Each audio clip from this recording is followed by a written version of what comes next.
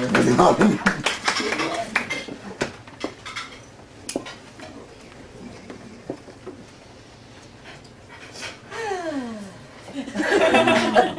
Coming back. Yes. I say, down with Jingle Bells. Yes. Down with shopping days till. Get St. Nicholas out of the fat suit and back on his horse. Yay! Yeah.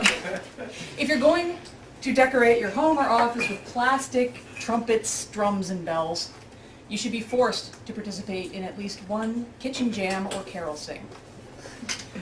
Give no gift certificates. Attend no Boxing Day sales. Strangle the spirit of Christmas commerce with Jacob Marley's chains. Nice. Consider charity. Consider an action rather than a gift. In fact, as my gift to all of you, I will get a crossbow and walk around malls taking out every speaker that plays Rockin' Around the Christmas Tree. You're a hero. Turn off the lights. Feel the quiet cold. Light a candle. Think of young mothers and the birth of promise. Think of the days getting longer, the infant son gaining strength. Feast. The spring will come, but not just yet. The frost in the ground and in the branches has the world on pause. Feel it hold its breath, crystallized. Think about darkness. Think about silence. And then light the fires and sing. Good job. Sean is to be blamed. Well, no, he's to be thanked. Yeah. Blessed. That's I mean, the first time I've gone off book. So, Yes, my first spoken word. not the last, just You heard the it first. here. Yes. You ready? Good job. I've got to throw in another cover because I found it this morning. I get a newsletter from Garrison Keillor. Anybody know Garrison Keillor? Not personally. Heard of him? Okay. But I get a newsletter and there's a poem in it every day. And this came in 2 days ago and I read it and I thought, this is, maybe it's not me, but I think maybe it's my father. And I think it fit with the other poems I was going to do. And it's called Going to Bed. It's by a guy called George Bilgari. I check the locks on the front door and the side door. Make sure the windows are closed and the heat dialed down.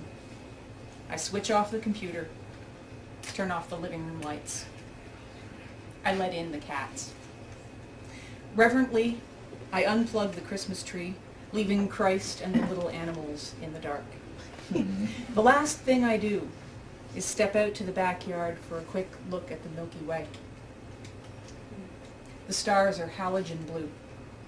The constellations, whose names I have long since forgotten, look down anonymously, and the whole galaxy is cartwheeling in silence through the night. Everything seems to be okay.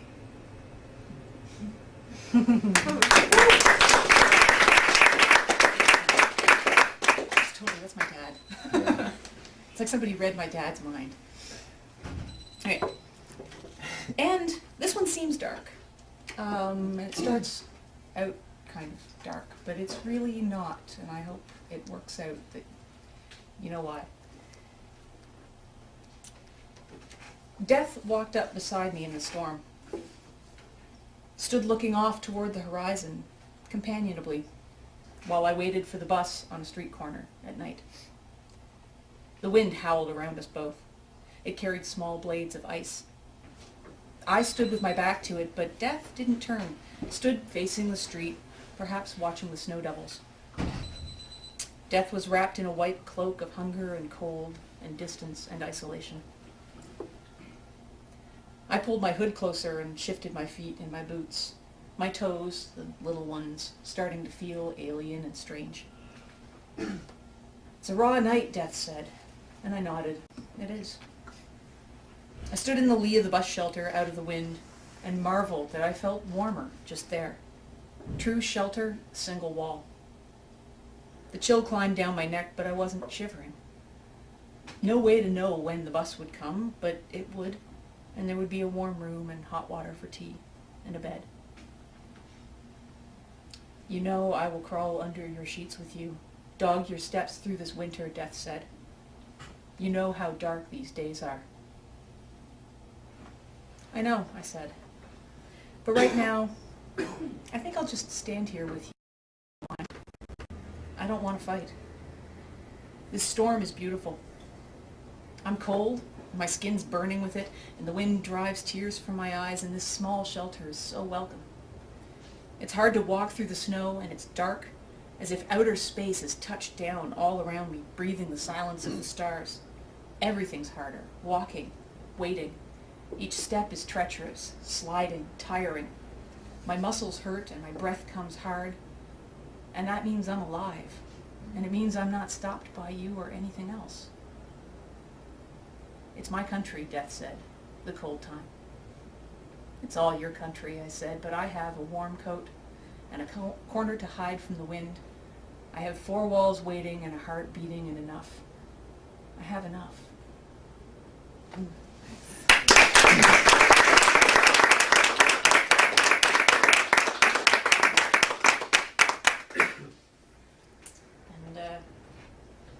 this one I think is going to bring you, it'll bring you into Ruth Ann's story.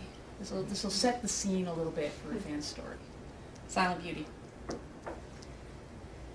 Slap the blood back into my face and wake me. These cold days can be crystal. We step into skis and cross the road, into the field, long and flat white. The pines are dark and the snow weighs down their branches. When we brush them, they grace us with snow. The path is narrow, lined with pine like dark maidens in communion dresses. And it's quiet, so quiet. The hiss of skis and the falls of snow unseen in the forest, small thumps. The snow at the sides of the path, deep and thick. And here, words, written with a finger, Silent Beauty. Written by someone who came before us, after the snow fell. And there is cold in the air to set you coughing when you push uphill, and it is quiet. It is so quiet. These short days can be crystal.